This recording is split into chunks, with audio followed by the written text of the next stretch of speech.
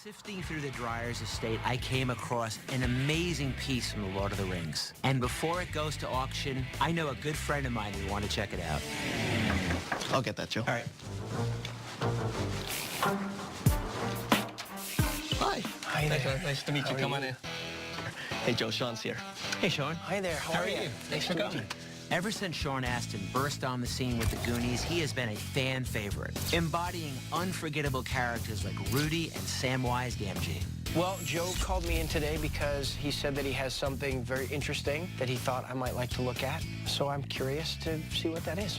So the reason I brought you here is I've got something really, really important.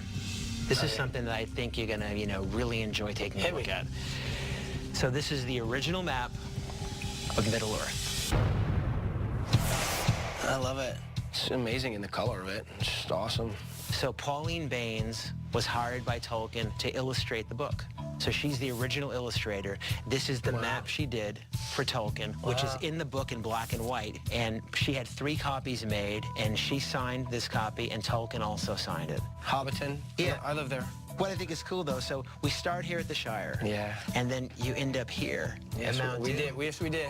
So tell me about this role. I mean, this is like one of the top movies ever.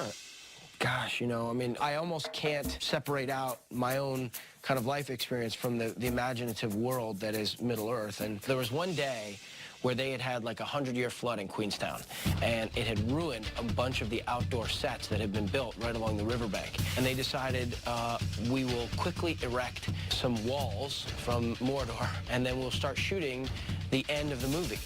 And this is like very, very early in the process. Is it really? Yeah, and Elijah and I, we were like, we're not ready, we're not ready, we're not ready. And they were like, you're ready, you'll be fine. We're like, I don't know, I haven't internalized it enough, I'm not sure. But anyhow, that is one of the things to appreciate about movies is that you're trying to create an emotional journey. What could you fetch on the open market with this thing? Maybe $30,000 to $50,000. And when will this go on the market? Probably sometime later this year. We'll let you know. All right, so you were good enough to show me that beautiful map. I brought something for you to look at. I want to see how long it's going to take you to identify what it is. No way. I surprised my good friend Sean Astin with an original J.R. Tolkien map of Middle Earth. But right now, it looks like he has a surprise in store for me. I brought something for you to look at. I don't know how you're going to feel about it. No way. Your helmet? The helmet. This is the helmet. Your helmet? Rudy? Rudy's helmet, yeah. This is the helmet that I wore as Rudy in the movie Rudy. That is pretty awesome. And it is in awful condition. It's supposed to be in awful condition. It's screen used. Even though this helmet has seen better days, it's still an iconic piece of Hollywood history. It's been in my garage on the floor. It wasn't quite a doorstop, but there was once where there was our garage flooded and the water was under there and we kind of picked it up in time, but you just sort of... You gotta save this. I know. But at the same time, it's just plastic. But it's what this plastic did. You created, something that's lasting forever. That's part of it, yeah. To a lot of people, it's a symbol of hope. For me, I remember my son being sick, laying in bed. We're watching the movie, and literally he was like, we're both like, they don't make movies like that anymore.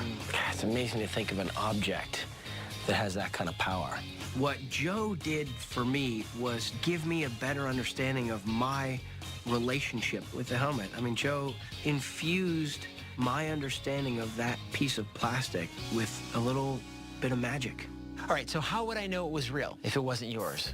Well, there's a couple of things. One is the, wardrobe guys put in the helmet these little pieces of foam and glued Velcro on the inside of the helmet, and then I fixed it there so it would be a little cushion. Just a tiny little bit, ever so slight cushion. Yeah. In the movie, these helmets happen to be used for 2 different teams. So this was initially painted red for the high school team, and then gold for Notre Dame.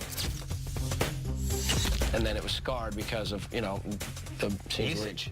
Yeah. I'm so happy this survived. This is like magic. This helmet is more than a piece of plastic. It's a symbol of Rudy's character and Sean's talent. It deserves to be celebrated. What should I do with it? It really needs to be restored. I'd like to get it back to where it was when you wore it. Let's get the tape off of it. This is an easy thing to reattach. We could probably clean it up a little bit. I wouldn't touch the paint. I'm gonna take Sean's helmet and fix it up really nice for him. But before I let him out of the showroom, I've gotta know one thing. How do you have a career where it's like the Goonies, Rudy, and then Sam? How do you do that? It's every 10 years. I'm due for another one now. Let's go. For another one. But the Goonies, I mean, another beloved film. I have kind of a rough story about the Goonies. It's gonna break your heart. Are you ready? Yeah. You know what that is? Yeah, One-Eye Willie, right? Yep, the doubloon that Mikey uses in the Goonies. He holds it up and he sets the lighthouse, the rock, and the whatever so he can get there. So what do you think this would fetch on the marketplace? Probably $10,000. $10,000. Okay. So this is not the real one. I had the original doubloon like this. So when I was 18, I went to do Memphis Belle in England, and my mom moved, and that stuff, as well as other stuff, was discarded in a trash bin and is now thrown away in a landfill somewhere. If it ever surfaces, if you ever see it or come across it, call me. I want it back. It's mine. Sean's story is heartbreaking, but it's a perfect example of why these items can become so valuable. But your Rudy helmet, I mean, I could see this easily $20,000 to $30,000. Easily. That would be amazing, but I would never sell it. You shouldn't. I mean, you should celebrate it. I mean, it's part of the magic of Hollywood. Put it on your shelf. We'll make it look like the way it looks. It's really cool. Yeah, it's really cool. Thank you. I must say, I am genuinely excited to see what he does with the helmet. I mean, Joe, the way he talks about it, the way he talks about why it should be presented, there's going to be a little bit of love in there. I'm very curious to see what he does with it. All right, have a good one. Goodbye. Bye-bye.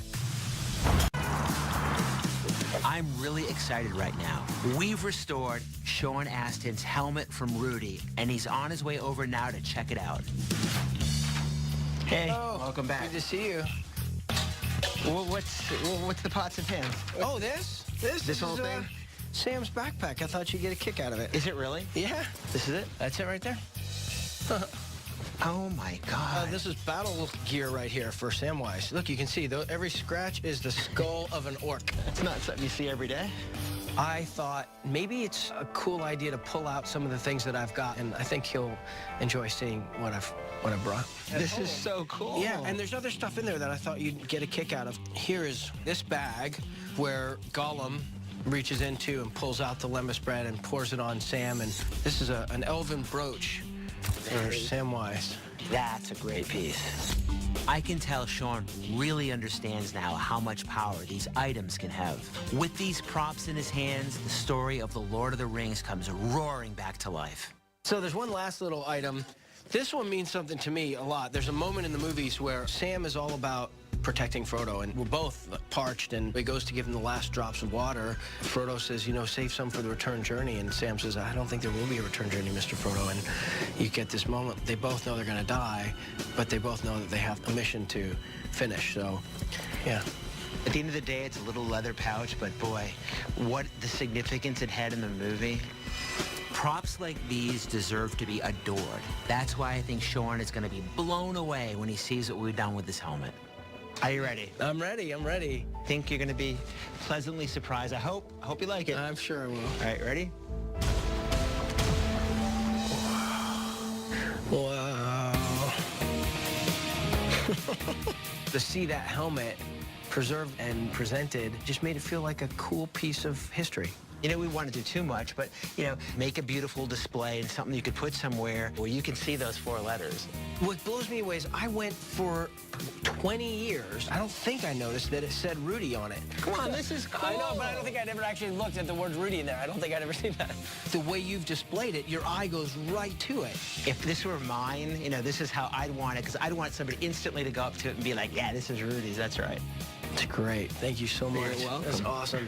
Seeing the smile on Sean's face when he saw the helmet tells me this was a job well done.